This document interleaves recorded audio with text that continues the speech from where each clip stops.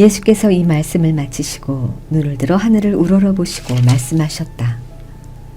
아버지, 때가 왔습니다.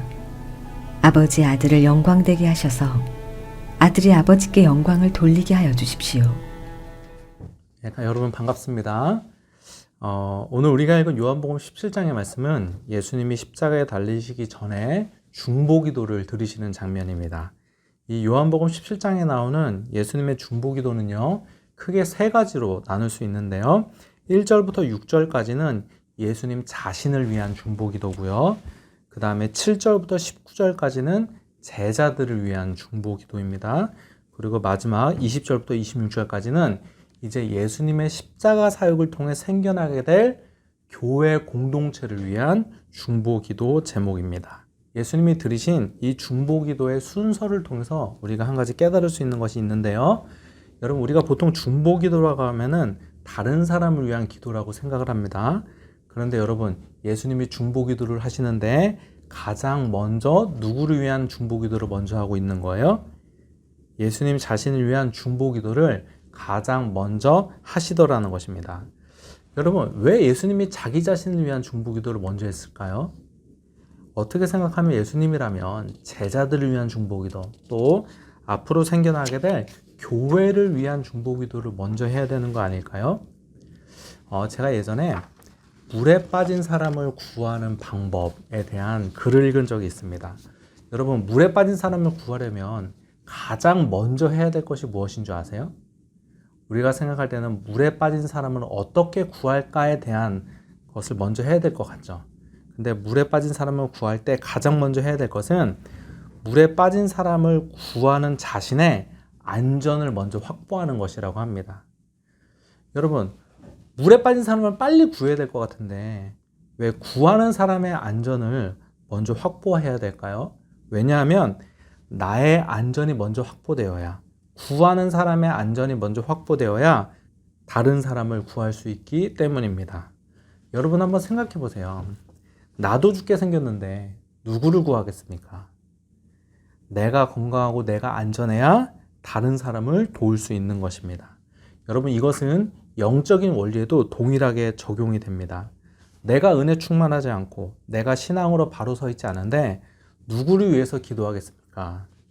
여러분, 우리가 기도할 때, 중보를 할 때 누구를 위한 기도를 먼저 해야 되는 거예요? 오늘 본문에 나오는 예수님처럼 나 자신을 위한 기도를 먼저 해야 되는 줄 믿습니다. 그러면 예수님이 자신을 위해서 무엇을 기도했는가? 오늘 보면 1절 말씀 보겠습니다. 1절. 예수께서 이 말씀을 마치시고 눈을 들어 하늘을 우러러 보시고 말씀하셨다.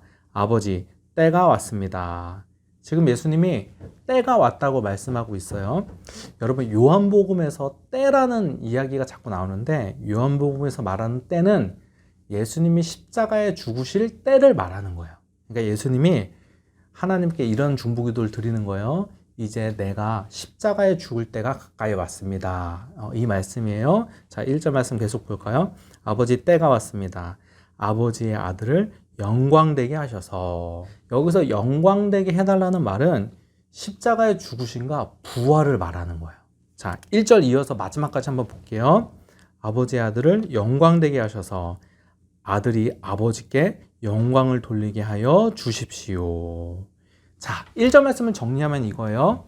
이제 내가 십자가에 죽을 때가 왔는데 이 십자가 사역을 통해 하나님께 영광을 돌리게 해 주십시오 라는 기도를 지금 1절 말씀에 지금 하고 계신 것입니다.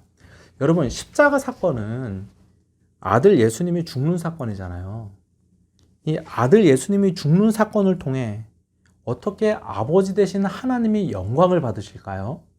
자, 우리는 하나님께 영광을 돌린다고 했을 때 우리가 돈을 많이 벌어서 하나님께 영광을 돌립니다 라고 말을 하든지, 아니면 올림픽 같은 데서 이제 금메달을 따고 하나님 아버지께 영광을 돌립니다 이렇게 말하는 것이 하나님께 영광을 돌리는 것이라고 생각을 합니다.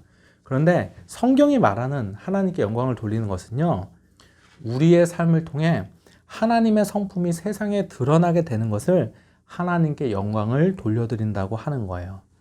여러분, 예수님이 십자가 달려 죽으실 때 그 아버지 되신 하나님은 얼마나 마음이 아프셨을까요? 근데 하나님이 그렇게 마음 아파하시면서까지 예수님을 십자가에 못 박으신 이유가 무엇일까요? 바로 우리를 사랑하시기 때문에 그런 거죠. 그러니까 십자가 사건을 통해서 무엇이 가장 드러나게 돼요? 하나님이 우리를 얼마나 사랑하시는지, 사랑이 하나님의 성품이 드러난단 말이에요. 이게 바로 하나님께 영광을 올려 드리는 것입니다. 제가 몇 년 전에 손양원 목사님 기념관에 방문한 적이 있습니다. 가서 손양원 목사님의 유품들도 보고요. 또 손양원 목사님에 관련된 단편 영화도 보았습니다. 1948년 10월에 여수 순천 사건이 발생했는데요. 당시 순천에 있던 손양원 목사님의 두 아들이 반란군인 공산분자에 의해서 죽게 되었다고 합니다.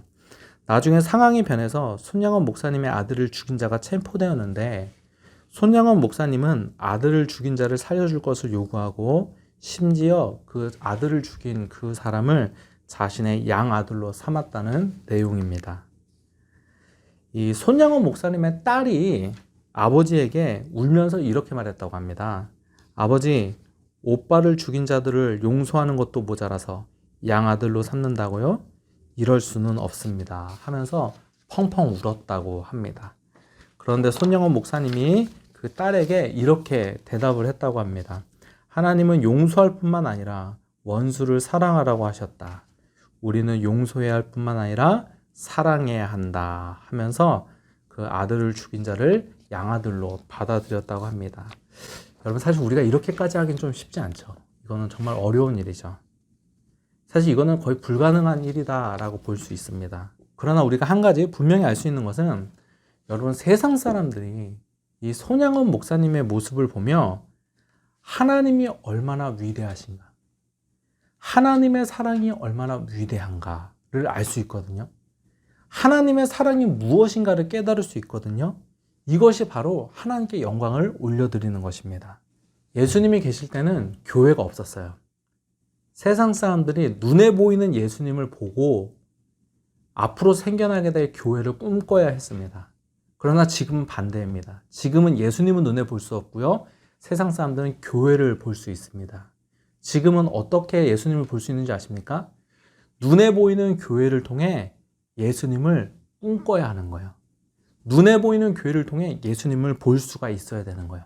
여러분, 세상 사람들이 교회가 사랑하는 모습을 통해 세상 사람들이 하나님을 볼 수 있어야 되는 거예요. 교회가 용서하는 모습을 통해 세상 사람들이 용서하시고 자비하시고 인자하신 하나님을 볼 수가 있어야 하는 거예요. 우리 교회가 이렇게 서로 사랑하고 용서하고 하나님의 성품을 세상에 드러내며 살 때 하나님께서 우리를 통해서 영광 받으시게 되는 줄 믿습니다. 여러분, 오늘 하루도 여러분의 삶의 자리에서 하나님의 성품을 드러내시기 바랍니다. 그래서 여러분의 삶을 통해 하나님의 영광 받으시는 그러한 역사가 있기를 주님의 이름으로 부탁드립니다. 이 시간 결단 질문 드리도록 하겠습니다. 당신의 삶 가운데 하나님의 성품을 드러내야 하는 삶의 자리는 어디입니까? 한번 생각해 보세요. 가정, 직장, 일터, 교회, 또 여러분 기타 여러 가지 모임이 있다면 여러분의 하나님의 성품을 드러내야 될 장소는 어디인가 생각해 보시고요. 또 당신의 삶의 자리에서 어떻게 하나님의 성품을 드러내시겠습니까? 이 시간 한번 생각해 보시고 나눔을 하시고 결단하시는 여러분 되시기를 바랍니다. 감사합니다.